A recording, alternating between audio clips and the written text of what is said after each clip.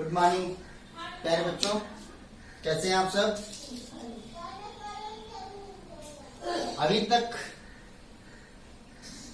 हम लोगों ने बेसिक कॉन्सेप्ट देखा, सीखा और जाना। अब हम उससे संबंधित सवाल लगाएंगे। एक्सरसाइज 2.2 प्रश्नावली 2.2।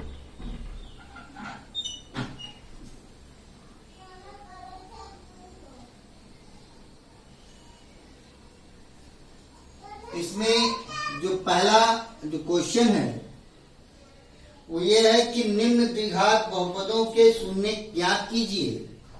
यानी आपको क्या करना है, द्विघात बहुपद के शून्य ज्ञात कीजिए।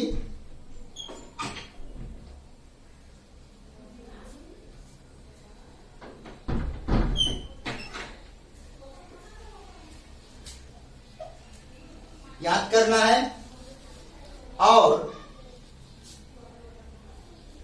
क्वेश्चन लिख दे रहा हूं, जो बच्चे नहीं जाने और देख ले इसको। द्विघात बहुपद के शून्य ज्ञात कीजिए और शून्यकों तथा गुणांकों के बीच के संबंध की, शून्यकों एवं गुणांकों के संबंध की सत्यता जांच कीजिए। यह है क्वेश्चन।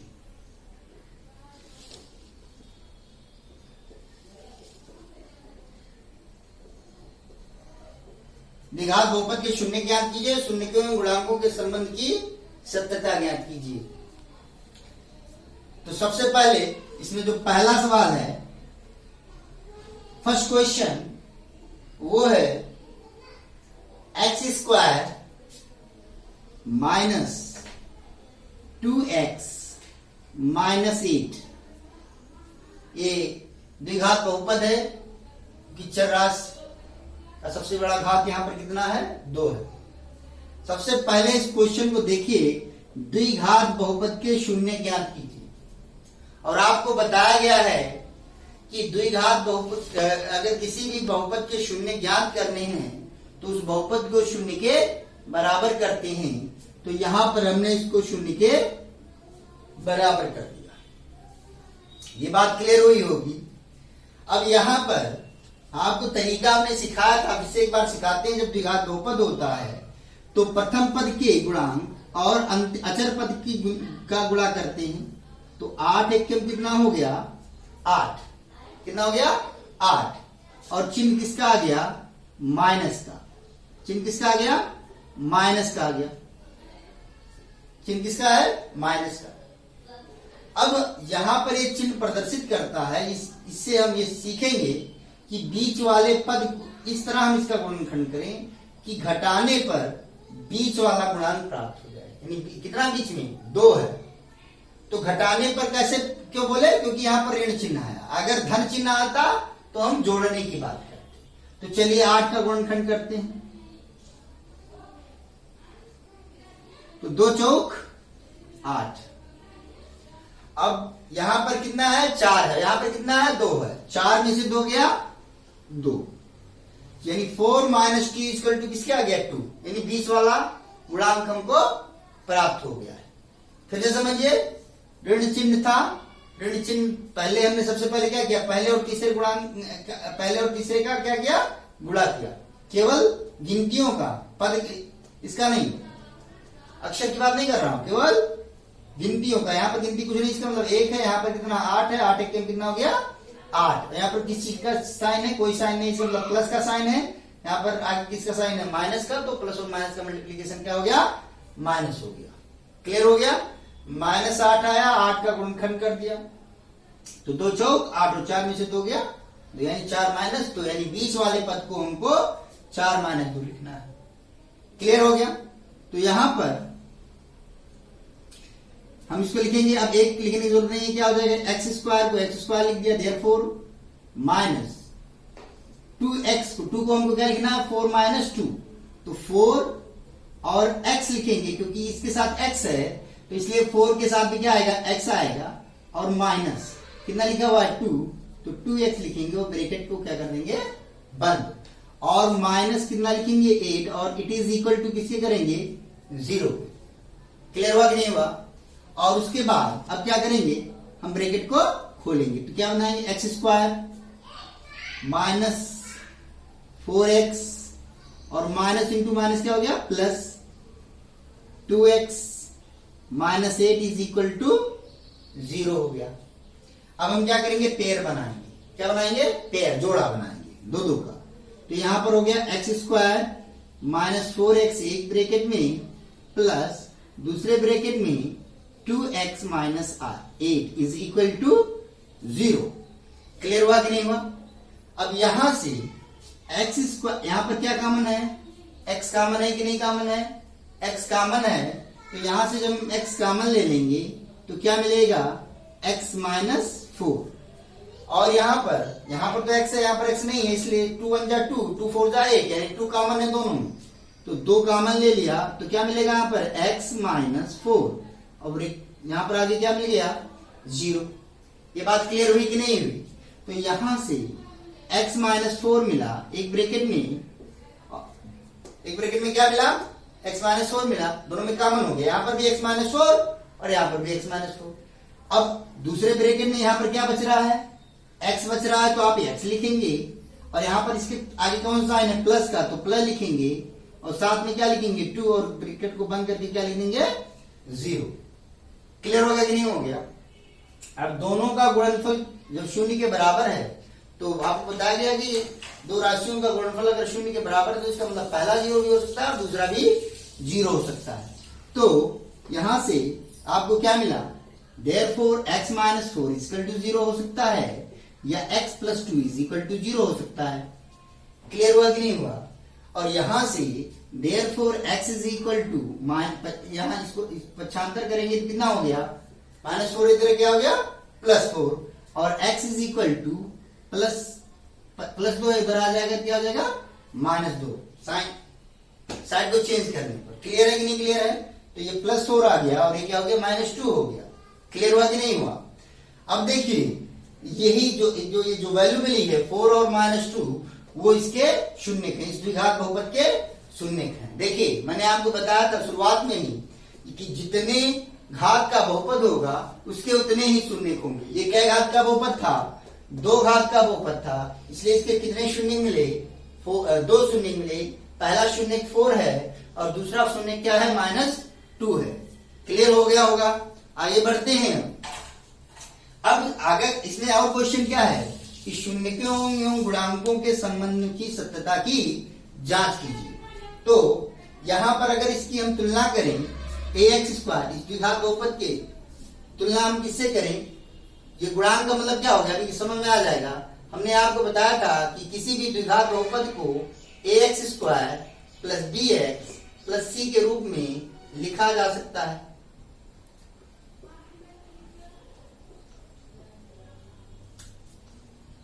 तो अगर हम इसकी तुलना करें तो a जो होगा, x स्क्वायर का गुणांक कितना a है, यहां पर x स्क्वायर का गुणांक कितना है, 1 है, तो a इज इक्वल टू कितना हो गया, 1 हो गया।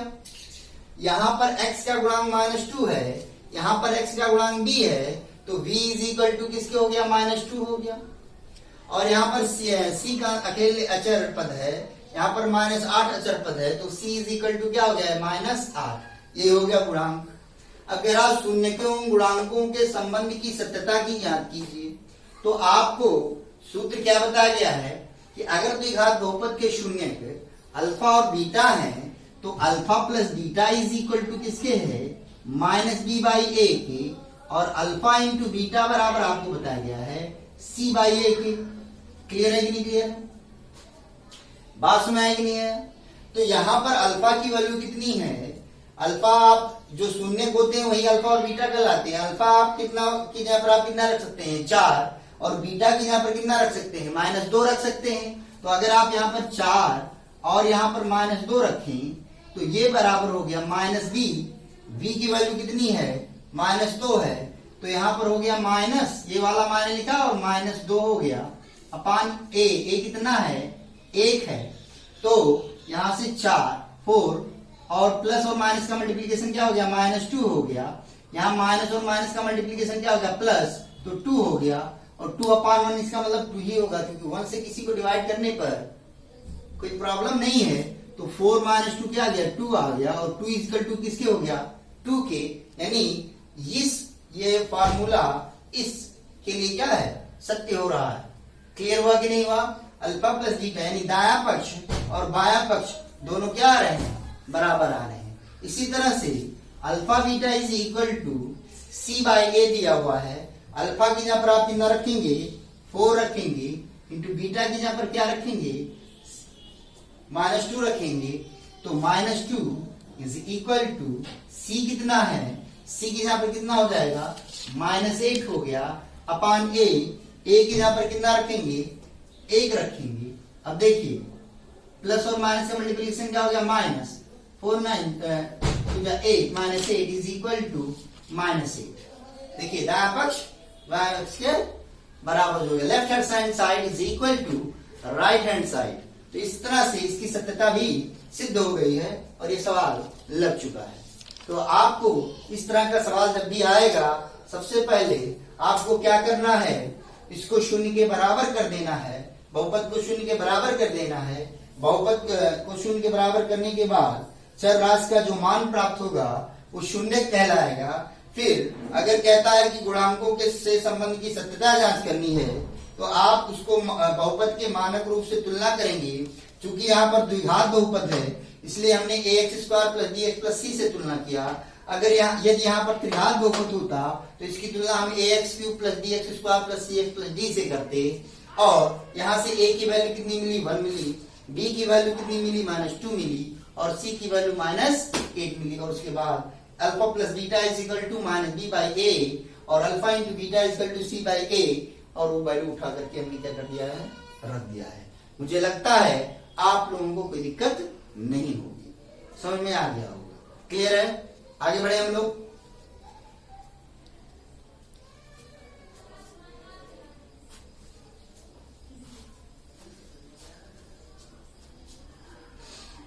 अब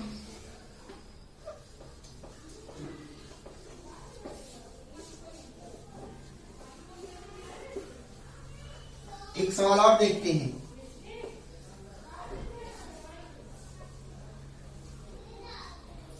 थर्ड लिखा हुआ है, पहले सेकेंड ही देख लेते हैं थोड़ा सा। क्या दिया हुआ है 4s² -4s प्लस 1, ये बहुपद दिया हुआ है। एक ऐसा बहुपद है द्विघात बहुपद है, इट इज क्वाड्रेटिक पॉलिनोमियल, लेकिन किस चर में है s में है। किसमें है s में है। तो अब इसका शून्य निकालना है, तो इसको आप 0 के इक्वल कर दीजिए, ठीक। और आप चाहें तो इसको पहले और तीसरे के गुणे से भी कर सकते हैं, लेकिन आप चाहें तो आप ऐसे भी कर सकते हैं। देखिए कैसे, देखिए 4s² है, तो 4s किसका स्क्वायर हो गया 2s का होल स्क्वायर हो गया।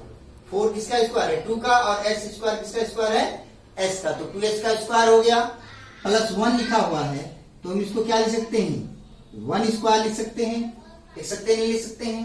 अभी सूत्र हम बना रहे हैं, किसका सूत्र बनना है a² plus b² minus 2a, a की जहां पर कितना है 2s है, और b की जहां पर कितना है 1 है, और इट इज इक्वल टू किसके कर दिया हमने 0 के कर दिया। बात समझ आ गई नहीं आ गई? कोई दिक्कत तो नहीं है? सबके समझ में आ गया यहां से? तो देखिए 2s², 2 ये क्या हो गया 4s² प्लस 1 है, तो इसको हमने लिख दिया 1 का स्क्वायर 1 ही हो गया, -2a 2ab। ये सूत्र क्या बताया गया आपको, a माइनस बी का होल स्क्वायर बड़ा is equal to a² plus b² minus 2ab। तो a² 2s का स्क्वायर प्लस b² 1 का स्क्वायर माइनस 2a, a की जगह पर कितना हो गया 2s हो गया, और b की जगह पर कितना हो गया 1 हो गया, and it is equal to 0 हो गया। तो ये हो गया a² plus b² minus 2ab is equal to 0। फार्मूले में आगे देखिए, a के रोल जगह पर 2s, b की जगह पर क्या है 1 है, और ये देखिए 4s स्क्वायर लिखा हुआ ना, तो 2s का स्क्वायर हो गया 1, 1 का स्क्वायर -2, 2 दूनी 4, और ये समझा है वही चीज लिखा हुआ है, जो यहाँ पर है वही चीज यहाँ पर लिखा हुआ है। ये फार्मूला बन गया। तो यहां से क्या फार्मूला बन गई, 2s - 1 का whole square is equal to 0। अब आपके बनने आ रहा क्या सर, हम फैक्टर करते तो क्या एक पद नहीं प्राप्त होता? जी हाँ, तब भी प्राप्त होगा, कोई दिक्कत नहीं है। तो प्रोसेस पहले आपको सिखाया गया, आप उससे भी इसको कर सकते हैं। अब यहां से क्या हो गया, 2s - 1 होल स्क्वायर है, तो दो बार लिख सकते हैं, 2s - 1 into 2s - 1 and it is equal to 0। अगर x स्क्वायर है तो आप क्या लिखते हो, x स्क्वायर है अगर, तो आप x इंटू x लिखते हो कि नहीं लिखते हो? तो इसी तरह से अगर 2s - 1 का होल स्क्वायर है तो इसको 2s - 1 इंटू 2s - 1 लिख सकते हैं कि नहीं लिख सकते हैं? और आपको बताया गया है कि अगर दो संख्याओं का गुणनफल 0 है तो पहला 0 या फिर दूसरा 0, तो therefore 2s - 1 is equal to 0 और फिर 2s - 1 इज इक्वल टू 0। दो बार, इसको एक बार लिख दिया और फिर इसको एक बार लिख दिया। क्लियर हुआ कि नहीं हुआ? अब देखिए यहां से, तो यहाँ क्या हो गया, 2s इज इक्वल टू किसके हो गया, -1, इधर क्या हो गया, +1 हो गया, और 2s इज इक्वल टू -1 इधर है तो इधर आएगा तो क्या हो गया, +1 हो गया। ये बात क्लियर हुई कि नहीं हुई? अब यहां से therefore s is equal to किसके हो गया, 1/2 and s is equal to 1/2। Clear हुआ कि नहीं? मल्टीप्लीकेशन में गुणे में है, पक्षांतर करने पर चिन्ह बदल जाता है, तो गुणे में तो इधर क्या हो गया, भाग में, भाग का मतलब क्या हो गया, बटन। तो s की क्या वैल्यू आई, दोनों सेम आएगी, s equal to 1/2, s equal to 1/2।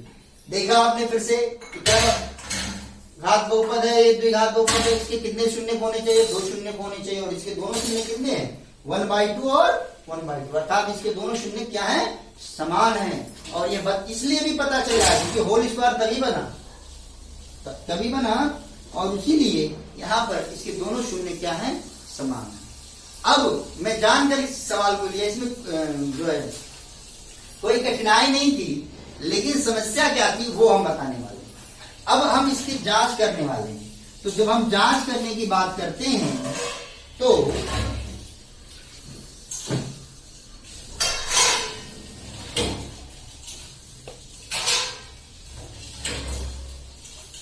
जांच करने की बात करते हैं तो हम मानक रूप लिखते हैं क्या, ax² plus bx plus c से तुलना करने पर ऐसे लिखेंगे।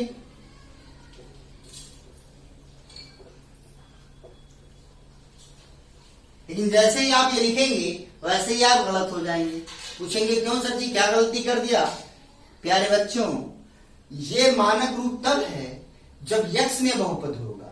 प्यारे बच्चों, ये बहुपद x में नहीं है बल्कि किसमें है, s में है, इसलिए यहाँ पर x की जगह पर आपको s लिखना पड़ेगा, यानी as² plus bs plus c से यहाँ पर कंपेयर करेंगे। क्लियर हुआ कि नहीं हुआ? तो यहाँ पर किससे कंपेयर कर रहे हैं आप, as² plus bs plus c से कंपेयर कर रहे हैं। तो अब कंपेयर करेंगे तो s² इज इक्वल, s² का कोफिशिएंट क्या है, यहाँ पर a है, s² का गुणांक क्या है, a है, यहाँ पर s² का गुणांक कितना है, 4 है, तो a इज इक्वल टू आप क्या लिखेंगे, 4 लिखेंगे। कोई दिक्कत है? यहाँ पर s का कोफिशिएंट, s का गुणांक कितना, -4 है, यहाँ पर s का गुणांक कितना है, b है, तो b इज इक्वल टू किसके लिखोगे आप, -4। और यहाँ पर c अचर पद है, यहाँ पर c कांस्टेंट पद टर्म कौन है, 1 है, therefore c is equal to किसके हो गया, 1 के। क्लियर हुआ कि नहीं हुआ? Comparing with the quadratic equation, quadratic polynomial as² plus bs plus c, we find the value of a is equal to 4, b is equal to -4 and c is equal to 1। Clear हुआ कि नहीं हुआ? आगे बढ़े हम लोग। अब इसके शून्य कौन है, जीरोज। शून्य को अंग्रेजी में जीरोज बोलते हैं, शून्य को अंग्रेजी में क्या बोलते हैं, जीरोज। क्लियर? तो यहाँ पर इसके शून्य कौन कौन है, 1/2 और 1/2। तो हम फिर से वही फार्मूला बताएंगे कि alpha plus beta is equal to -b/a और alpha beta is equal to c/a। Clear हुआ कि नहीं हुआ? तो यहां से अल्फा की वैल्यू कितनी है 1/2 है, प्लस बीटा की वैल्यू भी कितनी है 1/2 है, and it is equal to minus B की वैल्यू कितनी दी हुई है माइनस ये वाला माइनस लग गया, और माइनस बी की वैल्यू कितनी है -4, तो ब्रैकेट में -4 लिख दिया, और बटे ए के यहाँ पे कितना लिख दिया 4 लिख दिया। क्लियर हुआ कि नहीं हुआ? और अल्फा बीटा, अल्फा फिर से अल्फा की वैल्यू कितनी है, अल्फा किसको मान सकते हैं 1/2 को, बीटा किसको मान सकते हैं फिर से 1/2 आ गया, और सी कितना हो गया, सी कितना आपका 1 है, अपान ए कितना है आपका 4 है। क्लियर है नहीं क्लियर है? अब यहां से अगर आप इन दोनों को जोड़ें तो दोनों का जो डिनोमिनेटर है वो सेम है, हर दोनों का समान है, इसलिए 2 लिखेंगे, और ऊपर न्यूमरेटर को जोड़ देंगे तो 1 कितना हो जाएगा 2 हो जाएगा, और यहाँ पर माइनस इंटू माइनस क्या हो जाएगा प्लस 4/4। क्लियर हुआ कि नहीं हुआ? और यहाँ पर न्यूमरेटर का गुणा होगा और डिनोमिनेटर का गुणा होगा, अंश का गुणा होगा और हर का गुणा होगा, तो 1 और 2 दूनी 4 बराबर किसके हो गया 1/4। यहां से 2 1 बराबर किसके आ गया 1 के, और यहाँ पर 1/4 बराबर किसके आ गया 1/4 के। तो यहाँ पर ये गुणांकों की सत्यता भी हो गई, संबंध भी हो गया। बात समझ में आ गई होगी मुझे लगता है, तो दिक्कत तो नहीं है। आगे बढ़े हम लोग, समझ में आ गया है, कोई दिक्कत तो नहीं है। तो इस तरह से आज हम लोगों ने सवाल सीखा है, समझा है, आप लोग लगाएंगे, कोई दिक्कत होगा तो पूछेंगे। ध्यान दीजिएगा, अब मैं थोड़ा सा एक हिंट दे रहा हूं अगले सवाल के लिए।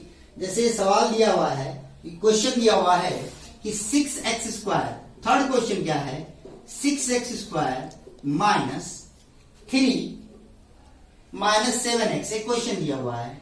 अब इस सवाल को लगाने से पहले अगर इसको आपको जो है हल करना है, सॉल्व करना है, तो पहले आपको स्टैंडर्ड फॉर्म में लाना पड़ेगा।